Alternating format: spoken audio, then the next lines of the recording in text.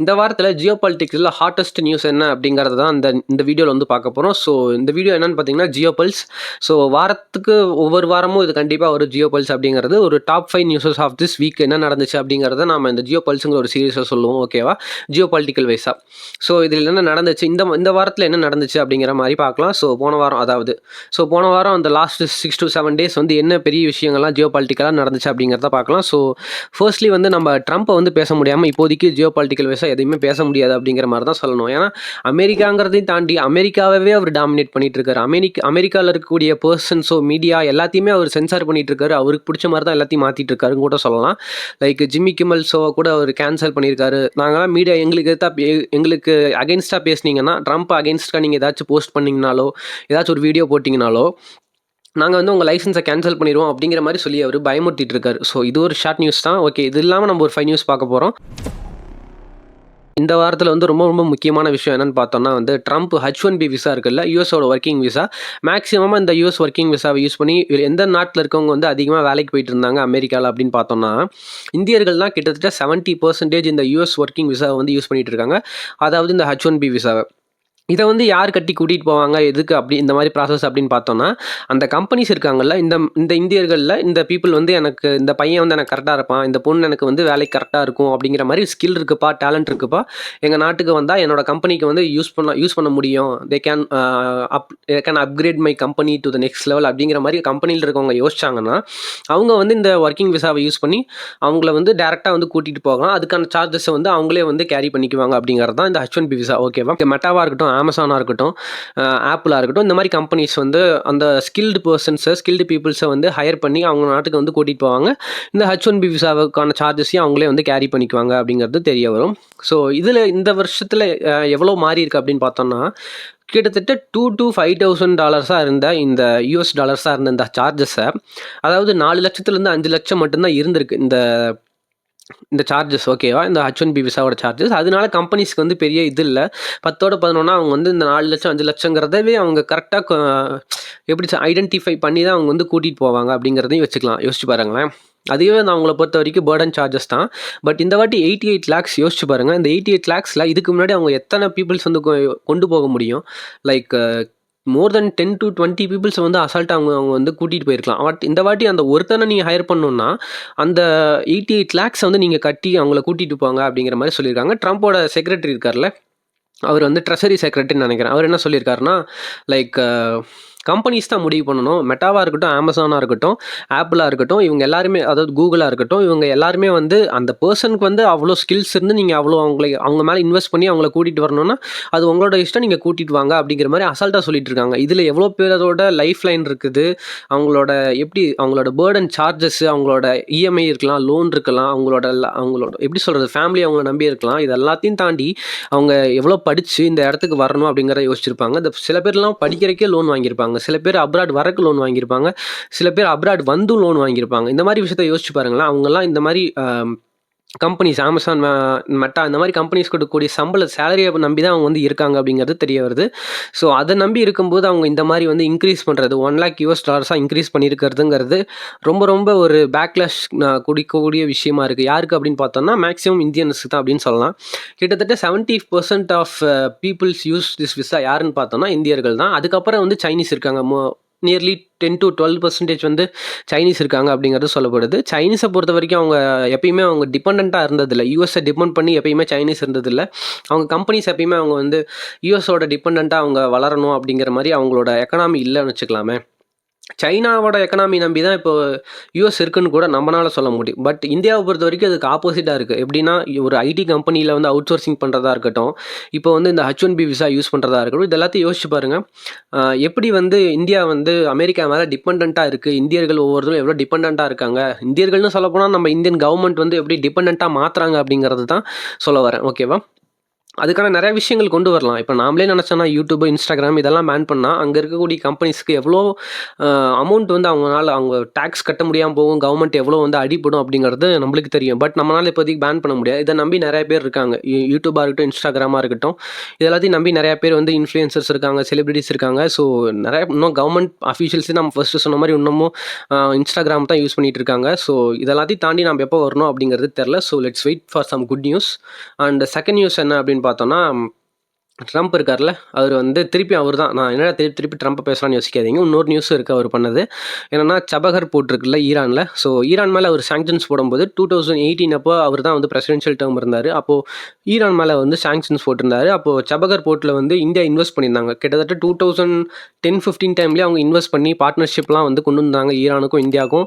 ஓகேவா? ஏன்னா வந்து ஈரான் வந்து பாகிஸ்தானை வந்து பைபாஸ் பண்ணி நம்ம டேரெக்டாக வந்து ஆப்கானிஸ்தான், சைனாங்கிற மாதிரி நேஷனை வந்து நம்ம சென்ட்ரல் ஏஷியன் நேஷன்ஸை வந்து ஈஸியாக கனெக்ட் பண்ண முடியுது. அப்படிங்கிறதுனால நம்ம சபகர் போர்ட்டில் இன்வெஸ்ட் பண்ணியிருந்தோம். சபகர் போர்ட்டில் நம்மளோட ஃபெசிலிட்டிஸ் எல்லாத்தையும் நம்ம வந்து டெவலப் பண்ணியிருந்தோம். இன்ஸ்ட்ருமெண்ட்ஸாக இருக்கட்டும் எல்லாத்தையும் டெவலப் பண்ணி வச்சிருந்தோம். அதுக்கு கிட்டத்தட்ட வந்து $500 million நம்ம வந்து இன்வெஸ்ட் பண்ணியிருந்தோம் அந்த சபகர் போர்ட்டில். ஓகேவா? அந்த டெவலப்மெண்ட்டுக்காக. பட் இப்போ என்ன பண்ணியிருக்காரு, அப்போ வந்து அந்த சாங்ஷன்ஸ்க்கு வந்து வெய்வர் கொடுத்துட்டாரு. அங்கேருந்து இந்தியன் இன்ஸ்ட்ருமெண்ட்ஸுக்கோ இல்லை இந்தியாவோட ஏதாச்சும் ஒரு இன்ஃப்ராஸ்ட்ரக்சர்ஸ்க்கோ வந்து எந்த பாதிப்பும் வராது அமெரிக்காவோட சாங்ஷன்ஸ்னால அப்படிங்கிற மாதிரி 2018 சொன்னார். பட் இப்போ என்ன பண்ணியிருக்காரு, 29 வரைக்கும் தான், அதாவது செப்டம்பர் 29 வரைக்கும் உங்களுக்கு லாஸ்ட் டைம் கொடுக்குறோம். ஸோ அதுக்குள்ளே வந்து இந்தியாவில் இருக்கக்கூடிய பீப்புள்ஸோ இல்லை இந்தியன் இன்ஃப்ராஸ்ட்ரக்சர்ஸோ அங்கே இருந்தால் அவங்களும் எங்களோட சாங்ஷன்ஸு கீழே வருவாங்க அப்படிங்கிற மாதிரி சாங்ஷன்ஸ் வெய்வர் கொடுத்துருந்தார்ல, அதை இப்போ வந்து தூக்கிட்டு இந்த பாட்டையும் வந்து நாங்கள் சாங்ஷன்ஸ்குள்ளே கொண்டு வந்துடுறோம் அப்படிங்கிற மாதிரி சொல்லியிருக்காரு. ஸோ இதனால நிறையா இந்தியாவில் இருக்கக்கூடிய எப்படி சொல்கிறது பாகிஸ்தானுக்கு சப்போர்ட்டாக பண்ணுற மாதிரி இருக்குது. ஏன்னா பாகிஸ்தானை பைபாஸ் பண்ணி தான் நம்ம ஈரானுக்கு வந்து யூஸ் பண்ணிகிட்டு இருந்தோம். பட் இப்போது அதவே அடிக்கும் போதுங்கிறது ரொம்ப பேடாக இருக்குது. ஏன்னா இந்தியாவோட சுச்சுவேஷன் எவ்வளோ பேடாக இருக்குங்கிறது யூஎஸ்ஏ வந்து சாங்ஷன்ஸ் போடும்போது, டேரிஃப் போடும்போது தான் நம்மளுக்கு தெரியுது. பட் இப்போ தேர்ட் நியூஸ் என்னென்னு பார்த்தோன்னா, பக்ராம் ஏர்பேஸ் இருக்குல்ல ஆப்கானிஸ்தானில். ஏன்னா ஆப்கானிஸ்தானில் வந்து யூஎஸ்ஏ வந்து அங்கே ஆப்கானிஸ்தானுக்கும் தாலிபான் ரெஜிம்ஸ் எல்லாத்தையும் கண்ட்ரோல் பண்ணிட்டு இருக்கும்போது, அங்கே ரெஜிம் சேஞ்சஸ் பண்ணும்போது அவங்க பக்ராம் ஏர்பேஸை வந்து அவங்க யூஸ் பண்ணிட்டு இருந்தாங்க ஆப்கானிஸ்தானில். இது வந்து ரொம்ப பெரிய ஏர்பேஸ். ஓகேவா? ஒரு லாஜிஸ்டிக்கலாக வந்து ரொம்ப சொஃபிஸ்டிகேட்டடான ஒரு ஏர்பேஸ் இந்த பக்ராம் ஏர்பேஸுங்கிறது ஆப்கானிஸ்தானில். ஸோ இதை வந்து யூஎஸ்ஏ 2021 வந்து இவங்க அந்த பீரியடில் யார் ஜோ பைடன் இருக்கும்போது நினைக்கிறேன், அவங்க அந்த பீரியடில் வந்து அந்த ஆப்கானிஸ்தான் ஏர்பேஸை வந்து விட்டு எவாக்குவேட் பண்ணிட்டு வந்துட்டாங்க. லைக் டோட்டல் யூஎஸ் மிலிட்டரியே வந்து அங்கேருந்து எவாக்குவேட் பண்ணிட்டு வந்துட்டாங்க. அதனால திருப்பியும் வந்து தாலிபான் ரெஜிம் வந்து ஆப்கானிஸ்தானில் வந்துருச்சு. அந்த டைமில் 2021 நீங்கள் பார்த்துருந்தீங்கன்னா உங்களுக்கே தெரியும் எவ்வளோ பெரிய நியூஸாக இருந்துச்சு அப்படிங்கிறது. ஏன்னா இந்தியா பார்டர்ஸ் எல்லாருமே அவ்வளோ படபடப்பாக இருந்துச்சு. இந்தியா, பாகிஸ்தானு, ஈரானாக இருக்கட்டும், சைனா, இன்க்ளூடிங் சைனா எல்லாருமே வந்து அவ்வளோ பதட்டமாக இருந்தாங்க அந்த டைமில். ஏன்னா தாலிபான் திருப்பி வந்துட்டாங்க, நம்ம அடிச்சு பிடிச்சி எல்லோரும் ட்ரெயினில் ஏறுற மாதிரி ஃப்ளைட்டில் ஏறிட்டு இருந்தாங்க அப்படிங்கிறத கூட நம்ம பார்த்தோம். ஸோ இதுதான் வந்து தேர்ட் நியூஸ். ஓகேவா? அதுக்கு என்ன சொல்லியிருக்காரு நம்ம ட்ரம்ப் அப்படின்னு பார்த்தா, இந்த பக்ராம் ஏர்பேஸை வந்து திருப்பி எங்களுக்கே கொடுத்துருங்க அப்படிங்கிற மாதிரி சொல்லியிருக்காரு. அதுக்கு தாலிபான் சைட்லேருந்து என்ன சொல்லியிருக்காங்க, எங்களால் கொடுக்க முடியாது, நீங்கள் ஆல்ரெடி பண்ணதெல்லாம் போதும், எங்களால் இதுக்கப்புறம் ஒரு பீஸ் ஆஃப் லேண்டையும் எங்களால் கொடுக்க முடியாது அப்படிங்கிற மாதிரி சொல்லிட்டாரு ஆப்கானிஸ்தானில் இருக்கக்கூடிய கவர்மெண்ட்ஸ். ஓகேவா? தாலிபான் கவர்மெண்ட்டு. அதை ஏன் வந்து யூஎஸ்ஏ ட்ரம்ப் வந்து அதை கேட்டிருக்காரு அப்படின்னு பார்த்தோம்னா, சைனாவிலேருந்து இந்த ஏர்பேஸுக்கு கிட்டத்தட்ட 1 மணி நேரம் தான். ஸோ இந்த ஏர்பேஸ் இருந்துச்சுன்னா சைனாவை வந்து கொஞ்சம் கண்ட்ரோல் பண்ணுறக்கோ இல்லை வெப்பனைஸ்டு பண்ண முடியாமல் தடுக்கிறக்கோ வந்து இந்த ஏர்பேஸ் வந்து அவங்களுக்கு உதவியாக இருக்கும். ஸோ ஆப்கானிஸ்தானுக்கும் சைனாவுக்கும் எவ்வளோ பக்கம் அப்படிங்கிறது நம்மளுக்கே தெரியும். ஸோ அதனால் இந்த ஏர்பேஸை வந்து ஆப்கானிஸ்தான்கிட்ட இருந்து ட்ரம்ப் கேட்டிருக்காங்க. ஸோ அதுக்கு வந்து ஆப்கானிஸ்தானும் வந்து முடியாதுன்னு சொல்லிட்டாங்க. சைனா வந்து ஆப்கானிஸ்தான் வந்து நீங்கள் தான் யோசிக்கணும், இது உங்களோட சாவர்னிட்டி, யார்ட்டும் நீங்கள் கொடுக்காமல் இருக்கிறது தான் நான் உங்களை மதிக்கிறோம் அப்படிங்கிற மாதிரி சொல்லி அவங்க ஒரு ஸ்டேட்மெண்ட் விட்டுருந்தாங்க.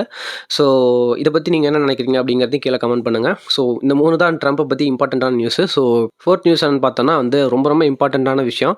லைக் சவுதி அரேபியாவும் பாகிஸ்தானும் வந்து டிஃபென்ஸ் டீலை வந்து சைன் பண்ணியிருந்தாங்க அப்படிங்கிறது தான். ஓகேவா? அப்படி என்னடா அந்த டிஃபென்ஸ் டீலில் இருக்குது அப்படிங்கிறத பார்த்தோன்னா, லைக் நேட்டோ ஆர்டிகல் 5 வந்து என்ன சொல்லுது, அதே மாதிரி தான் வந்து இந்த டிஃபென்ஸ் டீலும் சொல்ல வருது. ஆப்கானிஸ்தான் சவுதி அரேபியா மேலே கை வச்சாங்கன்னா பாகிஸ்தான் வந்து அட்டாக் பண்ணுவாங்க, பாகிஸ்தான் மேலே கை வச்சாங்கன்னா சவுதி அரேபியா வந்து ஹெல்ப்புக்கு வந்து அட்டாக் பண்ணுவாங்க, ரிட்டாலியேட் ஸ்ட்ரைக் பண்ணுவாங்க அப்படிங்கிறது தான் சொல்ல வருது. இது வந்து இந்தியாவை பொறுத்த வரைக்கும் மிகப்பெரிய கன்சர்ன்ஸாக இருக்குது. இந்தியா வந்து இதை நாங்கள் பற்றி படிச்சுட்டு இருக்கோம், இது இம்ப்ளிகேஷன்ஸை பற்றி. ஸோ அப்படிங்கிற மாதிரி ஸ்டேட்மெண்ட் விட்டுருக்காங்க. இஸ்ரேல் வந்து ஆல்ரெடி சொன்ன மாதிரி தான், அவங்க வந்து ஈரானை எதிர்த்து இப்போ பேசிகிட்டு இருக்காங்க. ஈரானை வந்து உங்கள ஃப்ரீ பண்ணிருவோம். ஈரான் நீங்க வந்து ரொம்ப கஷ்டப்பட்டுட்டு இருக்கீங்க. We will free you and Israel and Iran are one of the oldest civilization. நம்ம 2 பேரும் பழையபடி நம்ம ஃப்ரெண்ட்ஸா இருக்கலாம் அப்படிங்கிற மாரி இஸ்ரேல் சைட்லேருந்து சொல்லிட்டு இருக்காங்க. அண்ட் பாகிஸ்தான் வந்து இதில ரொம்ப சந்தோஷமா இருக்காங்க. ஏன்னு பார்த்தோன்னா, இந்த டீல் வந்து சவுதி அரேபியாவுக்கும் பாகிஸ்தானுக்கும் போட்டிருக்க இந்த ஸ்ட்ராட்டஜிக் மியூச்சுவல் டிஃபென்ஸ் அக்ரீமெண்ட்டுங்கிறது எங்க எங்க 2 இஸ்லாமிக் நேஷன்ஸ் மட்டும் இல்ல. It's open for any other Islamic Nations also. அவங்க வேணும்னா வந்து ஜாயின் பண்ணிக்கலாம் அப்படிங்கிற மாரி சொல்லியிருக்காங்க. அண்ட் பாகிஸ்தானோட டிஃபென்ஸ் மினிஸ்டர் இருக்கார்ல, அவர் என்ன சொல்லியிருக்காருன்னா, இந்தியா மேல கை வச்சாங்கன்னா, சவுதி அரேபியா ஹெல்ப் பண்ணுவாங்களா? அப்படிங்கிற மாரி கேட்டதுக்கு, இந்தியா வார் வந்துச்சுன்னா, கண்டிப்பா வந்து சவுதி அரேபியா ஹெல்ப் பண்ணுவாங்க அப்படிங்கிற மாரி சொல்லியிருக்காங்க. வார்ல வந்து இந்தியாவ அடிக்கிறக்கு எங்களுக்கு உதவுவாங்க அப்படிங்கிற மாரியும் சொல்லியிருக்காங்க. ஸோ, இதுதான் இந்தியாவ பொறுத்தவரைக்கும் மிகப்பெரிய கன்சர்ன்ஸ் இப்போதைக்கு. ஏன்னா சவுதி அரேபியா நம்மளுக்கெல்லாம் ஃப்ரெண்ட்லி நேஷன். இங்கேருந்து நெறைய பேர் அங்க போய் வேலை செஞ்சுட்டு இருக்காங்க. அண்ட் இந்த மாரி நெறைய விஷயம் இருக்கும். ஆயிலா இருக்கட்டும்னு நெறைய விஷயங்கள் இருக்கு. ஸோ, இதையும் நம்ம பார்க்கலாம். அப்கமிங் டேஸ்ல என்ன நடக்க போகுதுங்கிறதையும் பார்க்கலாம்.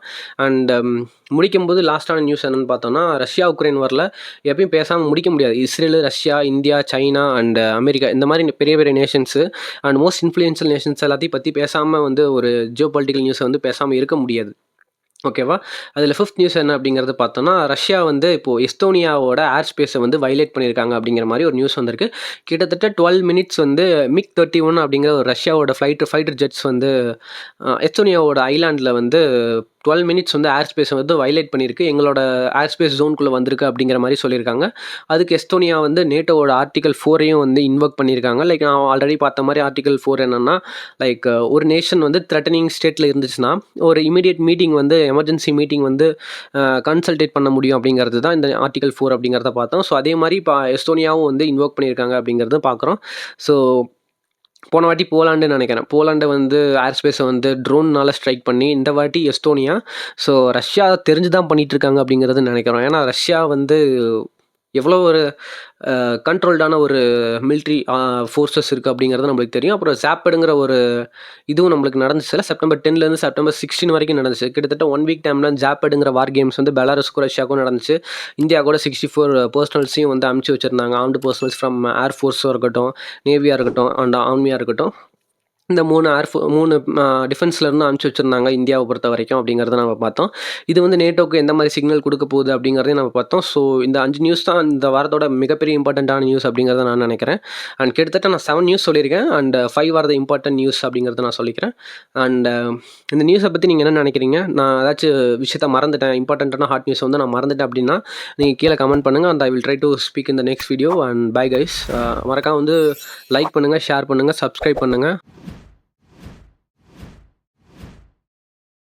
ありがとうございました